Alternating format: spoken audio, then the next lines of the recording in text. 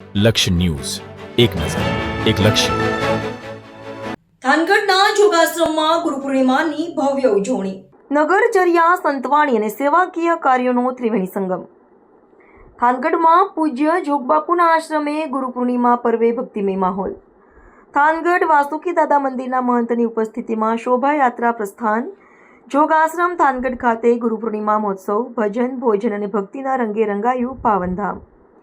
ગુરુ પૂર્ણિમાની પૂર્વ સંધ્યાએ થાનગઢનો જોગાશ્રમ ગુંજી ઉઠ્યો. હજારો ભાવિકો અને સેવકોનું ઉમટ્યું પૂર.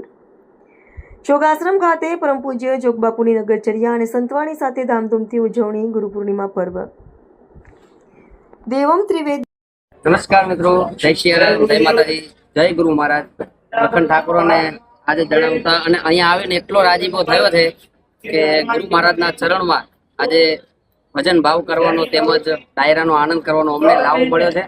અને આપ બધાય પણ અહીંયા દર્શન કરવા આવો અને અહીંનું જે પવિત્ર ભૂમિ છે આના દર્શન કરો અને અહીંનું જે તેજ છે એના પણ દર્શન કરો. અને આજે અમને એવો લાવો મળ્યો છે ભજન કરવાનો, તો જે પણ કઈ ગુરુ મહારાજ આજે કાલાવાલા કરાવે બધા કરીએ સાથે મળીને. સાથે સાથે ભાઈ મારા મોટા ભાઈ છે વિવેકભાઈ પણ છે અને ભાઈ સાગરભાઈ પણ છે. જે પણ કઈ આનંદ થાય ગુરુ મહારાજની દયાથી આનંદ કરીએ. જય સિયારામ, જય માતાજી.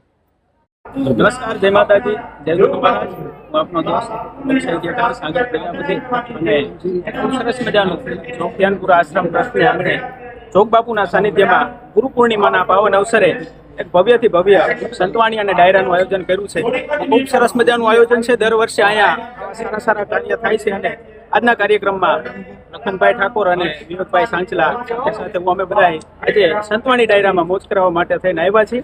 તો આપ સર્વે આ કાર્યક્રમને નિહાળો અને આ સરસ મજાના આયોજનને બિરદાવો એવી મારી લાગણી સાથે. જય માતાજી, જય જો.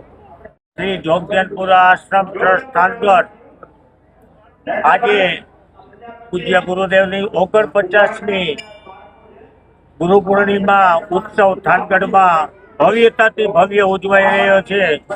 અમારા દેશ વિદેશથી 10,000 ગુરુ ભાઈઓનો કાફલો આજે જે મોજ માટે આવ્યો છે. સવારે ગુરુ પૂજન થશે, એ પછી આજ શોભાયાત્રા હતી, અત્યારે ભજન સંધ્યા છે. તો અનેક પણ લાવો ત્રિવેણી સંગમનો સતત આશ્રમમાં થઈ રહ્યો છે અને આ સાથી બધા ગુરુભાઈઓ અને સાથી કલાકારો જમાવટ પાડશે એવી આશા સાથે સૌને મારા જય ગુરુદેવ પ્રણામ. नमस्कार मित्रों, जय गुरु महाराज. संत न हो तो संसार में तो जली जात ब्रह्मांड, ज्ञान केरी लहर से तो ठारत ठामो ठाम.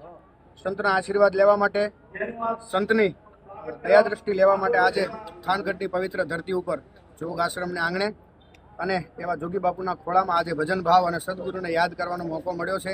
આ પૂર્ણ કૃપા સદગુરુની કૃપા હોય તો જ જીવ ભજન કરી શકે છે.